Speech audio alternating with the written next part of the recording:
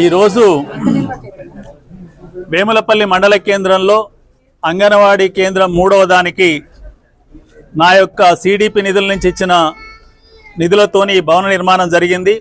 ఈ సందర్భంగా గౌరవనీయులు మిర్యాలగూడ శాసనసభ్యులు బత్తుల లక్ష్మారెడ్డి గారు ముఖ్య అతిథిగా విచ్చేశారు. వారికి అభినందనలు తెలియజేస్తున్నా. ఇక్కడికి వచ్చిన అందరు ప్రజాప్రతినిధులు, మండల పరిషత్ అధ్యక్షురాలు, మండల పరిషత్ ఉపాధ్యక్షురాలు, ఎంపీటీసీ గారు, ఇతర వివిధ సంఘాల నాయకులు, రాజకీయ పార్టీల నాయకులు, తర్వాత చిరుమర్తి ఎంపీటీసీ గారు కూడా వచ్చారు, జడ్పీటీసీ గారు, అందరికి పేరు పేరున నమస్కారాలు. ఈ సందర్భంగా మీ అందరిని కోరేది ఒకటే, ప్రభుత్వ బడులు ఉంటేనే అందరికీ సమానమైన చదువులు వస్తాయి. ప్రభుత్వ బడులు లేని నాడు మళ్ళీ నిజాం కాలంలో కొందరే చదువుకున్నారు, కొందరే బాగుపడరు అనే స్థితి మళ్ళీ వచ్చే అవకాశం కనిపిస్తుంది నా కళ్ళ ముందు. కాబట్టి ఈ అంగన్వాడీ కేంద్రం వచ్చే సంవత్సరానికల్లా నేను వేములపల్లి పట్టణ లేదా ఈ గ్రామ ప్రజలు తెలియజేసేది, 3 నుంచి 5 సంవత్సరాల మధ్యన ఉన్న వాళ్ళందరినీ ఇక్కడ పంపండి. ఇక్కడ కూడా మంచి ఇంగ్లీష్ మీడియం పుస్తకాలు ఉన్నాయి, చదువు చెప్తారు.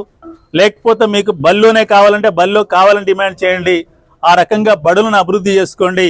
ప్రభుత్వ బడులను నిలబెట్టడమే నేటి లక్ష్యంగా ముందుకు రావాలని చెప్పి సందర్భంగా కోరుతున్నాను. ప్రభుత్వ బడి నిలబడకపోతే ప్రైవేట్లో చదువుకోవడం ఎవరికి సాధ్యం కాదు. మనం అనేక సందర్భాల్లో చూస్తున్నాం. ఈరోజు 20,000 ఫీజుతో నడిచే బడి ఉంది, 50,000 ఫీజు వసూలు చేసే బడి ఉంది, ₹1,00,000 ఫీజు వసూలు చేసే బడి ఉంది. హైదరాబాదులో ఇంటర్నేషనల్ బడి అని చెప్పి 5 లక్షల ఫీజు ఎల్కేజీకే వసూలు చేస్తారు. మరి అక్కడ ఏమన్నా ఇతర చదువులు చెప్తారా?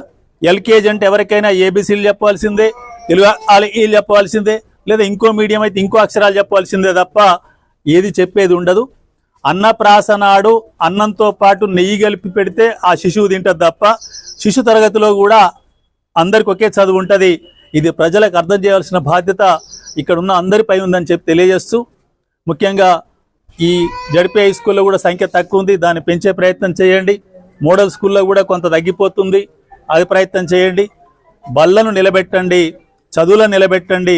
చదువుల్లో అంతరాలు తగ్గితే ఒకే రకమైన చదువుకుంటే సమాజంలో ఉన్న ఆర్థిక సామాజిక అంతరాలు పోయే అవకాశం ఉంటుంది. అదే నేడు చాలామంది గొప్ప గొప్ప నాయకులు చెప్తున్నారు. మొన్ననే నేను పార్లమెంటు సభ్యుల ప్రమాణ స్వీకారంలో చూశాను. ఈరోజు రాహుల్ గాంధీ గారు ఏం పట్టుకొని వెళ్ళారు? రాజ్యాంగం పట్టుకొని పోయి ప్రమాణ స్వీకారం చేశారు. అంటే రాజ్యాంగంలో ఉన్న సమానత్వం సాధించడానికి కట్టుబడి ఉందని చెప్పడం.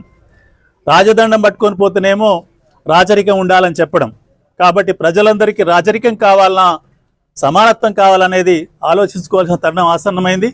ఆ పద్ధతిలో రాజకీయాలు ఉండాలి, ఆ పద్ధతిలో ప్రజలందరికీ మేలు జరగాలని చెప్పి సందర్భంగా కోరుతూ మరొకసారి ఎమ్మెల్యే గారిని, ఎంపీపీ గారిని, వైస్ ఎంపీపీ గారిని అందరినీ పేరు పేరున అభినందిస్తూ అందరం కలుద్దాం, ప్రభుత్వ బడులను నిలబెట్టుకుందాం, ప్రభుత్వ బడులను ముందుకు తీసుకుపోదామని చెప్పి సందర్భంగా తెలియజేస్తున్నాను.